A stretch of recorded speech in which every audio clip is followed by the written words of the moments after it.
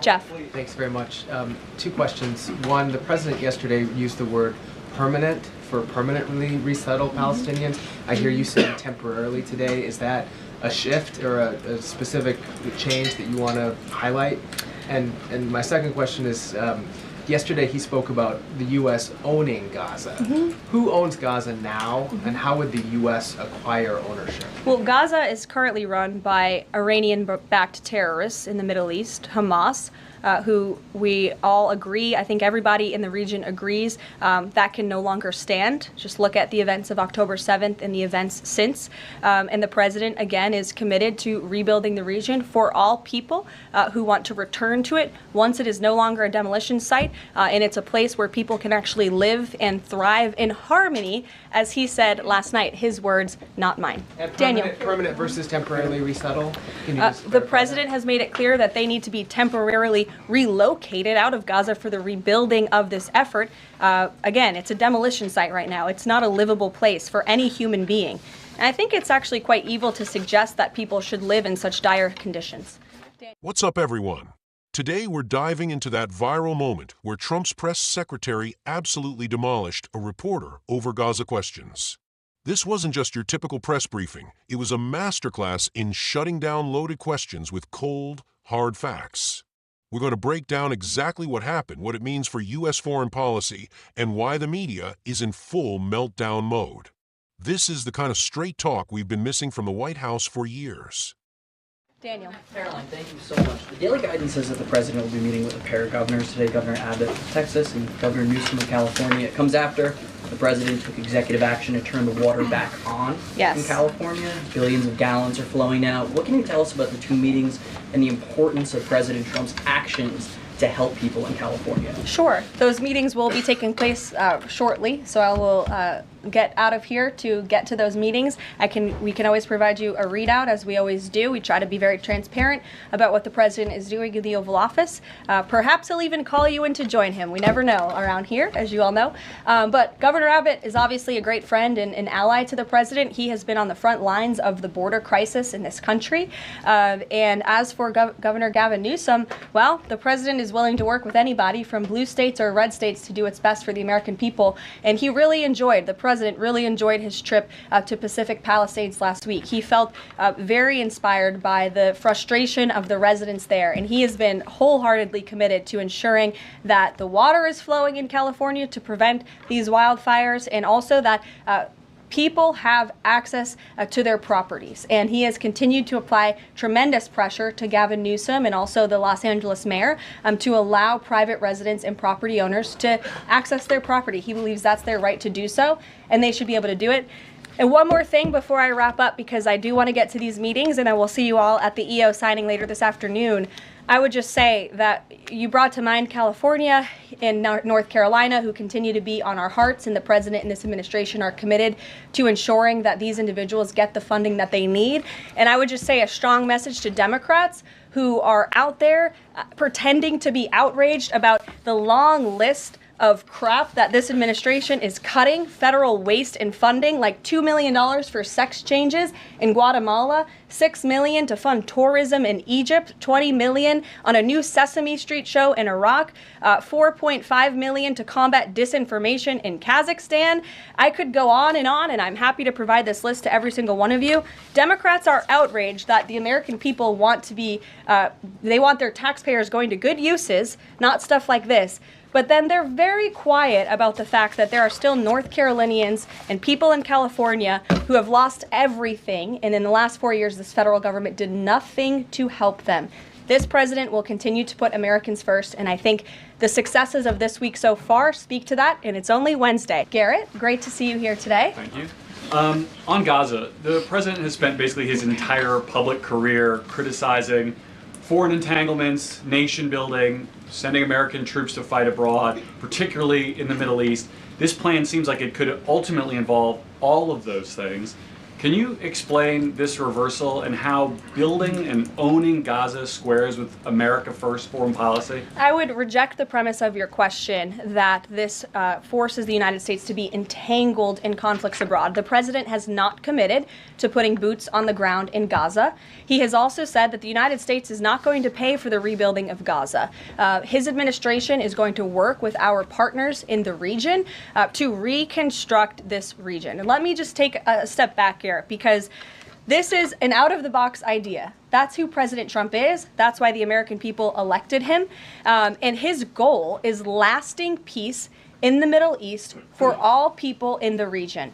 And as I said in my opening remarks, we've had the same people pushing the same solutions to this problem for decades. And it's been made very clear to the president that the United States needs to be involved in this rebuilding effort to ensure stability in the region for all people. But that does not mean boots on the ground in Gaza. It does not mean American taxpayers will be funding this effort. It means Donald Trump, who is the best deal maker on the planet, is going to strike a deal with our partners in the region. Because he did not rule out American troops in Gaza last night. Are you doing that now? I am saying that the president has not committed to that just yet. He has not made that commitment, and you know that. And on the foreign partners, the Jordanians, the Egyptians, the Saudis have already panned this plan.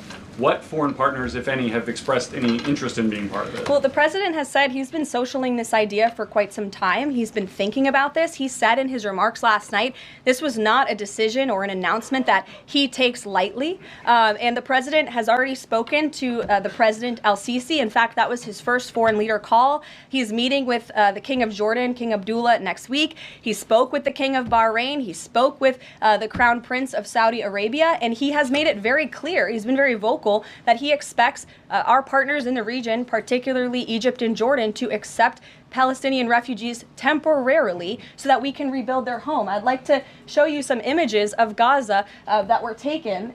Fox News aired this. I mean, that is, as they put it, in an apocalyptic scene in Gaza. This is an uninhabitable place for human beings. Do you really think that families can live their dream in a region that looks like this, with no running water, no electricity? And the special envoy to the president, Steve Witkoff, recently traveled to Gaza, as you all know. And he came back with images that he showed the president of the dire situation here. And the president made this decision with a humanitarian heart for all people in the region. Peter. Thank you, Caroline. Are any officials here preparing to fight Democratic lawmakers in the streets? Absolutely not. So and thanks for the question. Some elected Democrats are so steamed about Doge. Congresswoman LaMonica McIver says we are at war. Ilhan Omar says we might actually see somebody get killed. And Chris Van Hollen says we have to fight this in the Congress. We have to fight this in the streets. So what now? And may I just point out, if you heard that type of violent, enticing rhetoric from our side of the aisle, from Republican leaders on Capitol Hill, I think there would be a lot more outrage in this room today. It's unacceptable, the comments that have been made by these Democrat leaders, and frankly, they don't even know what they're talking about. Because President Trump was elected with a mandate from the American people to make this government more efficient. He campaigned across this country with Elon Musk, vowing that Elon was going to head up the Department of Government Efficiency, and the two of them, with a great team around them, were going to look at the receipts of this federal government and ensure it's accountable to American taxpayers. That's all that is happening here. And for Democrat officials to incite violence and encourage Americans to take to the streets is incredibly alarming, and they should be held accountable for that rhetoric. It sounds like something that they're most concerned about is Doge engineers with access to Treasury systems. Can you clarify, do the Doge engineers have read-only access in these systems, so they are not allowed to write new code? No. They are not, okay. No.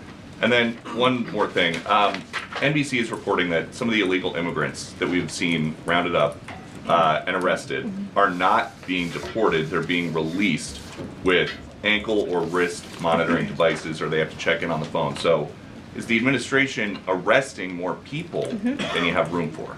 I have seen the reports, and I'm glad you brought it up because we want to address it.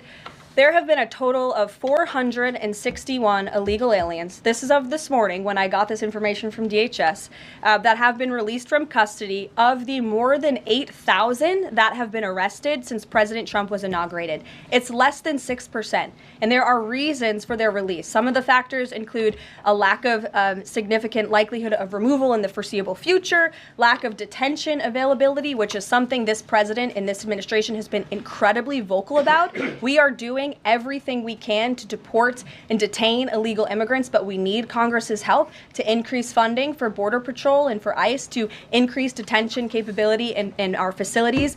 And then other serious medical conditions have also been the reasons for some of the release of these individuals. But none of them have final deportation orders. Many of them are probably contesting their immigration status. I'd refer you to DHS for more details, but I did get that information because I knew it'd be a question, so thank you. Sure. Caroline? Yes. The president and you here again today have made clear, given the devastation, you think Palestinians have no choice but to leave Gaza and go elsewhere. But Palestinians say this is their home. They don't want to go. The president last night said he's willing to use the military if necessary. Is the U.S. prepared to remove Palestinians from Gaza by force? The president is prepared to rebuild Gaza for Palestinians and all people in the region, peace-loving people who want real economic development and opportunity in the region. This is a region that has been controlled by Iranian-backed terrorists, Hamas, who have brutalized not just Israelis but Palestinians too. It is because of Hamas that you see those images on that screen, that Gaza has become a demolition site because Hamas launched that brutal attack on Israel on October the 7th. And so again, I would stress, President Trump wants to ensure that this can be a place where all people can live in peace. He is a peacemaker in chief. He made that very clear in his first term. And as for how that will be accomplished, the president and his team are talking with our allies in the region to consider next steps. But should the American people be prepared to see U.S. military on the ground fighting a ground war against Hamas? Again, the president has not committed to U.S. troops in the region. But it is an option. I have said that the president has not committed to that yet. Sure. If I could just follow up on that, though, why not rule out the idea of committing U.S. troops? This has been a long-standing argument that the president has made really over the last decade or so, talking about endless wars and not something the U.S. wants. Why not rule out? Because I think the president is very good when he's making deals and negotiating not to rule out anything because he wants to preserve that leverage in negotiations. And so I think that's what he's doing here. Let's start with what sparked this firestorm. Some reporter thought they were being clever asking about Trump's language shift from permanently to temporarily resettling Palestinians, and then hit with that ridiculous question about who owns Gaza and how would the U.S. acquire ownership. The press secretary didn't miss a beat. She shot back that Gaza is currently run by Iranian-backed terrorists, that's Hamas, and described the area as a complete demolition site not suitable for human habitation. No sugarcoating, no diplomatic doublespeak, just the brutal reality that everyone knows, but the media pretends not to understand. She clarified that the president wants temporary relocation during rebuilding efforts, and then dropped this truth bomb. It's actually evil to suggest people should live in such dire conditions. That's right, the truly inhumane position is wanting people to stay in a war zone with no electricity, no water, and buildings reduced to rubble. But certain folks in the media won't tell you that part. One reporter tried to trap the press secretary by suggesting Trump's Gaza plan contradicts his America First policy. Nice try. She completely rejected the premise, making it crystal clear that Trump has not committed to putting American boots on the ground or spending American taxpayer dollars on rebuilding Gaza. She called Trump's approach an out-of-the-box idea from the best dealmaker on the planet, who's already been in talks with leaders from Jordan, Bahrain, and Saudi Arabia. This is classic Trump, rewriting the rules of international diplomacy, while other presidents just recycled the same failed policies decade after decade. Here's where it gets good. The press conference took a dramatic turn when a reporter showed apocalyptic images of Gaza, thinking they were playing some kind of gotcha card. Instead, the press secretary acknowledged the obvious. Yes, it's uninhabitable, which is exactly why Trump's plan makes sense. She explained that Trump made his decision with a humanitarian heart, concerned about all people in the region. But of course, that doesn't fit the narrative certain networks want to push about this administration. Look if you're getting value from this breakdown of what's really happening versus what the mainstream media wants you to believe. Smash that subscribe button right now. I bring this kind of no BS analysis every single week, and trust me, you don't want to miss what's coming next. The press secretary didn't stop there. She went on to obliterate Democratic lawmakers for their hypocritical outrage over the Department of Government Efficiency, DOGE. When Democrats are saying things like, "We have to fight this in the streets," and "we are at war," that's not just rhetoric, that's inciting violence. She pointed out the glaring double standard. If Republicans had used language like that, the media would be in full meltdown mode, calling it an insurrection or worse. But since it's coming from Democrats, crickets. The same Democrats who claim to care about Americans are spending millions on sex changes in Guatemala and Sesame Street in Iraq, while Americans in North Carolina and California suffer. You can't make this stuff up. Finally, she set the record straight on immigration enforcement. Despite all the hysteria from the left, the facts speak for themselves. Out of over 8,000 arrests of illegal aliens, only 461, less than 6%, have been released from custody. And even those releases have legitimate reasons: medical conditions, temporary lack of detention space, or ongoing legal proceedings. The administration is working exactly as promised to secure the border, and they're being transparent about both the successes and the challenges. So there you have it, a press secretary who doesn't play media games, doesn't apologize for putting America first, and doesn't back down when confronted with loaded questions. This administration is doing exactly what Trump promised on the campaign trail, making government efficient, securing the border, and approaching foreign policy with American interests at the forefront. The press can twist words and take statements out of context all they want, but the American people are smart enough to see through it. This press secretary made that abundantly clear in this epic takedown. The days of the media controlling the narrative are over, and they know it. That's all for today. If you enjoyed this breakdown, hit that like button, share this video, and I'll see you in the next one.